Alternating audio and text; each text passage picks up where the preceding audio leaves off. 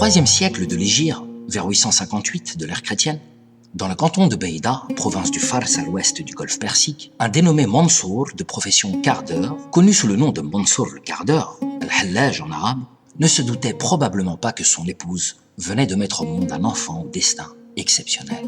Sa mère en avait peut-être l'intuition, comme le pense Louis Massignon. Elle qui nomma l'enfant Al-Hussein, nom jadis porté par le petit-fils du prophète, paix et bénédiction sur lui. Petit-fils du prophète offert en sacrifice sur l'autel de l'unité en 61 de l'Hégire, 680 de notre ère, à Karbala, en Irak. Deux hommes pour un seul nom, Al-Hussein, exprimant l'idée du bien sous une forme diminutive, allusion subtile à l'humilité qui les caractérisait tous les deux lorsqu'éclata la grandeur de leur témoignage. À cette même époque, règne le calife abbasside Ja'far ibn Muhammad, surnommé Al-Mutawakkil ala Allah, qui ne tardera pas à s'imposer face au pouvoir de plus en plus important des bureaucrates et des militaires turcs, l'ayant par ailleurs placé sur le trône. C'est ainsi qu'il veille, dès le début de son règne, à diversifier son administration et son armée, recourant à des fonctionnaires et hauts responsables militaires d'origines diverses. L'année qui suivit la naissance d'Al-Hussein ibn Mansour al-Hallaj, en 859, le calife Al-Mutawakkil déplace la capitale de l'empire de Samara, fondée par Al-Mu'tasim à Ja'fariya, ville qu'il fonda non loin de Samara. Ce calife rompt avec la doctrine officielle de la dynastie, tournant le dos à l'école mu'tazilite et à la théologie dialectique pour favoriser le courant traditionniste des partisans du hadith, jadis persécutés au nom de la libre pensée et de la raison. Il nomme à Bagdad un nouveau juge suprême, remettant au goût du jour les discriminations vestimentaires visant juifs et chrétiens, ordonnant la destruction du mausolée d'Al-Hussein à Karbala. Impasse de l'interculturalité et du vivre ensemble en paix. Science, innovation théologique et belles lettres d'un côté, traditions scrupuleusement transmises et conservatisme d'un autre, se sont essayés à gouverner la cité, mais n'ont réussi à assurer la paix que par la pratique de diverses formes de violence physique et narrative envers une partie de l'Empire. Cette question de l'un et du multiple, à travers la perspective métaphysique, cosmologique et sociale, n'allait pas manquer de travailler le jeune Hussein ibn Mansour tout au long de sa vie. De 868 à 876, entre 10 et 18 ans, le jeune Hussein ibn Mansour circule avec son père dans l'Ahwaz, à l'est de Basra, à la frontière de l'Irak et de l'Iran. C'est dans cette région, à Wasit, puis à Tustar, que se feront les bases de son éducation, tant au niveau culturel que spirituel, mais également professionnel, puisqu'il apprend le métier de quardeur, se faisant compagnon de son père à travers les divers grands centres textiles de la région. En 869, alors que notre famille venait de s'installer, l'Empire abbasside a de plus en plus de mal à contrôler ses frontières, tant à l'est qu'à l'ouest, où la dynastie des Toulounides est fondée par l'esclave turc Ahmed ibn Touloun. Par ailleurs, l'aristocratie militaire turque avait alors repris le dessus en Irak, allant jusqu'à faire jeter le calife al-Mu'taz en prison où il mourut de faim. À cela s'ajoute une guerre civile en interne à Basra, où des esclaves africains employés dans les plantations du sud se rebellent face à l'injustice sociale menée par leur leader Ali ibn Muhammad, surnommé Sahib az-Zanj, d'obédience chiite zaïdite, crée le premier gouvernement indépendant d'esclaves rebelles dans le sud de l'Irak et dans l'Ahwaz, précisément là où Al-Hallaj et son père s'étaient installés. Région également menacée sur le front est par Ya'qub ibn al-Layth, fondateur de la dynastie des Safarides, qui reconnaîtra le nouveau calife al-Mu'tamid en 871 comme gouverneur de Balkh et du Toukharistan. Quant au Maghreb, il est partagé entre les dynasties indépendantes, chérifiennes à l'ouest, Idrissides et Soleimanides, la principauté des Ibadides Roustemi dans son centre, et les émirs Erlabides exerçant leur pouvoir en Ifriqiya, en actuelle Tunisie, au nom du califat abbasside. Dans cette région du monde, des pouvoirs locaux reposant tantôt sur une alliance entre charisme chérifien et solidarité berbère, tantôt sur une approche théologique et jurisprudentielle tolérante, ont permis d'assurer une relative stabilité de ces régions. L'Andalousie est alors aux mains des Omeyyades, qui gouvernent alors sous le titre d'émir et n'osent pas encore s'attribuer la dignité de calife, bien qu'indépendants dans les faits, mais trop occupés à protéger leurs frontières au nord, où les royaumes chrétiens se lancent à la reconquête du pays. Il semble qu'un esprit de discorde secouait l'humanité en tout lieu, l'empêchant d'accoster au port de la paix et de la sagesse. C'est dans ce contexte mouvementé qu'entre 873 et 875, donc entre 16 et 18 ans, que notre jeune Hussein s'engage comme novice auprès du maître spirituel Sahl Tustari. L'influence de ce maître sera déterminante sur lui. Il faut dire que l'enseignement de ce maître est en tout point marqué par une recherche en profondeur du sens, remettant en question certaines certitudes illusoires. Connu pour ses commentaires du Coran, aussi synthétiques que lapidaires, Sahl Tustari n'est pas homme à verser dans la casuitique et la veine dialectique, mais au contraire, il s'attache constamment à ramener ses disciples à l'essentiel, afin d'opérer en eux une transformation effective. C'est ici que commence l'initiation d'Al-Hallaj, qui de quardeur de coton au départ, finira par être nommé quardeur des esprits, Hallaj al-Asrar.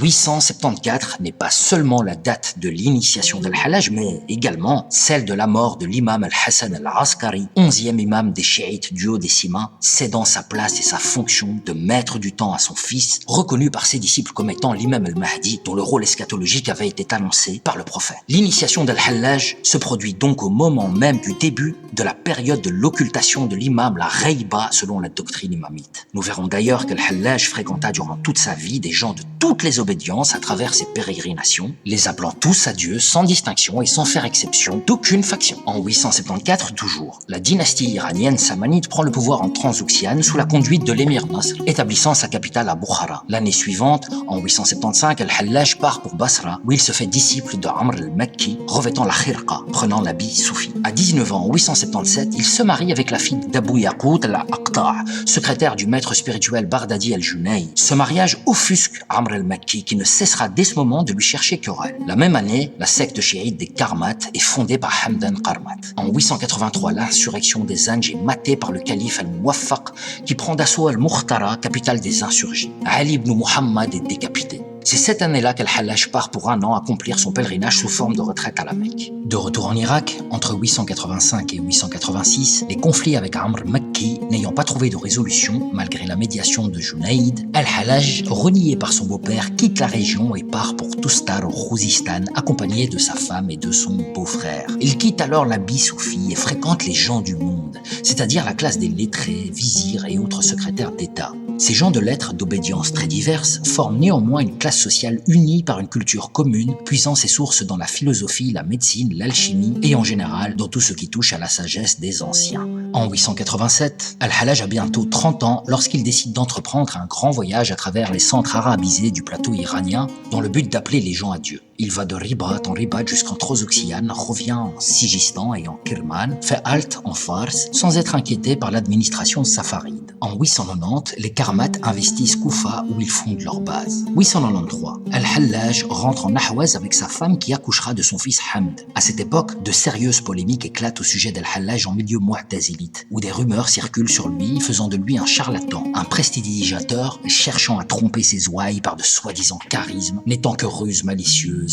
et non véritable miracle. Il faut dire qu'à l'époque, les théologiens mu'tazilites luttaient contre toutes sortes de superstitions et tentaient alors de passer au crible de la raison les croyances florissantes de leur temps. D'autres polémiques éclatent également à son sujet en milieu chiite, où certains voient en lui un hérétique imposteur, se faisant passer pour un émissaire de l'imam al-Mahdi, rumeur au caractère grossier certes, mais qui ne cessera de grandir, faisant d'Al-Hallaj un personnage diabolisé. Il se fait à cette époque arrêter pour la première fois en raison de son amour affiché pour la famille du prophète, l'assimilant aux yeux de certains à un agitateur politique inféodé au mouvement insurrectionnel zaydite, très actif lors de la révolte des Zanj ou encore dans la région du Daylam. La condamnation prend l'allure d'une mise en garde. Hallaj est condamné à se faire flageller en public. En 894, Al-Hallaj effectue un second pèlerinage à la Mecque à partir de Basra où il reviendra ensuite. Les Karmates s'installent alors au Bahreïn et envoient des missionnaires au Sindh, permettant même l'établissement d'un pouvoir en leur faveur dans le Multan.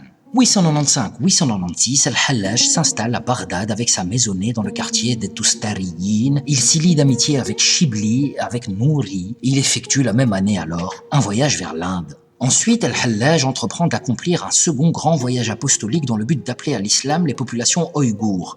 Il traverse l'Inde occidentale, les principautés de Mansoura et de Multan à leur terre karmate, ainsi que le Cachemire en voie d'islamisation. Il remonte par le Khorasan, traverse Balkh et Talaqan, gagne la Transoxiane afin d'atteindre le Turkestan et Maasin, capitale des Turco-Ouïghours de religion manichéenne. Il suit là l'une des nombreuses routes de la soie qui reliaient la Chine et le Moyen-Orient.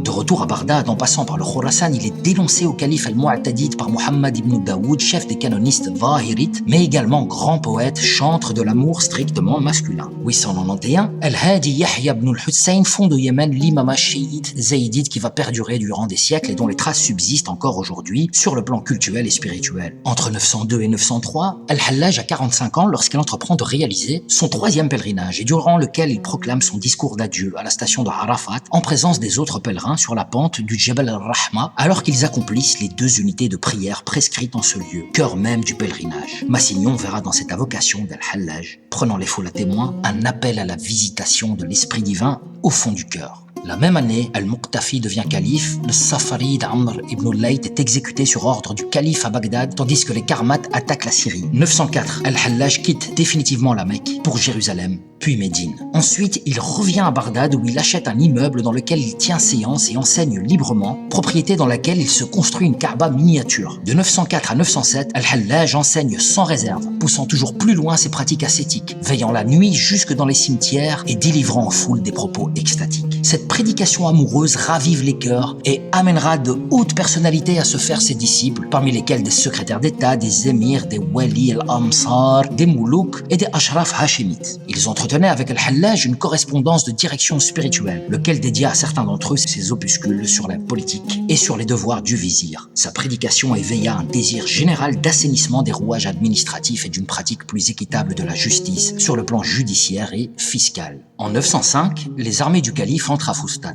Les Abbassides reprennent l'Égypte et la Syrie aux Toulounides. Les Karmates continuent leurs menaces sur la Syrie et le Khorasan où ils vont jusqu'à attaquer des caravanes de pèlerins. Réaction immédiate du califat en 907. Les Karmates sont battus par les troupes du calife abbasside à Al-Qadisiyya. Leur chef, Zigrawai, fait prisonnier, meurt peu après. Entre 909 et 910, les tribus berbères chiites Ktama font cesser en Ifriqiya la domination arlabide qui était fidèle à Bagdad. Le Fatimide Ubaydullah al-Mahdi entre triomphant à Raqqada, près de Kairouan, et se proclame imam et calife. C'est le début de l'aventure fatimide en Afrique du Nord. En 910 aussi, c'est l'année de la mort d'El-Junaïd, qui deviendra pour beaucoup de musulmans sunnites le saint patron de la voie soufie, modèle d'équilibre pleinement accompli entre l'exotérisme et l'ésotérisme. Le vizir Ibn al-Furad fait cerner la demeure de Hallaj pour l'appréhender, mais celui-ci s'échappe avec l'aide de son compagnon Karnaba'i et s'enfuit en Ahwaz. En 911, Hallaj y est arrêté, suite à un mandat d'arrêt lancé par le cupide Hamid, banquier du palais, vouant à Hallaj une véritable haine, probablement car ce dernier et plusieurs de ses compagnons militaient pour une politique fiscale plus juste. Les chefs d'inculpation sont usurpation de l'autorité souveraine de Dieu, prédication hérétique et conspiration politique, en raison de la rumeur faisant de lui un agent karmate.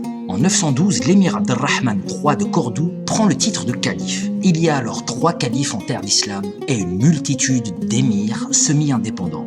En 913, coup de théâtre politique à Bagdad, Ibn Issa, disciple de Hallaj, devient vizir. Hamd Qouna'i, son cousin, lui aussi disciple de Hallaj, devient secrétaire d'État. Ibn Issa fait avorter le procès. La reine-mère et le grand chambellan Nasr sont d'accord pour soustraire Hallaj et son cas de la compétence du Qadi, conformément à la fatwa shafi'ite d'Ibn Surayj. Al-Hallaj n'écope alors que d'une sanction infamante consistant à être exhibé 3 jours au pilori en portant un écriteau, agent des Karmates. Entre 913 et 920, Al-Hallaj est interné au palais et placé en résidence surveillée. Il a alors 55 ans et se consacre à la rédaction de ses principales œuvres. Pendant ce temps, les Abbassides livrent une guerre sans merci aux Fatimides pour le contrôle de l'Égypte, tandis que la dynastie samanide prend toujours davantage de pouvoir à l'est. Entre 916 et 918, Ibn al-Furad redevient vizir, mais n'ose s'en prendre à Al-Hallaj qui bénéficie encore de puissants protecteurs. Hallaj est protégé, bien que toujours interné et placé sous surveillance. En 921, c'est l'ouverture de son procès. Hussein ibn Mansour al-Hallaj sera condamné et exécuté en 922. Ses mains seront coupées. Il sera suspendu à une croix, puis décapité et enfin brûlé.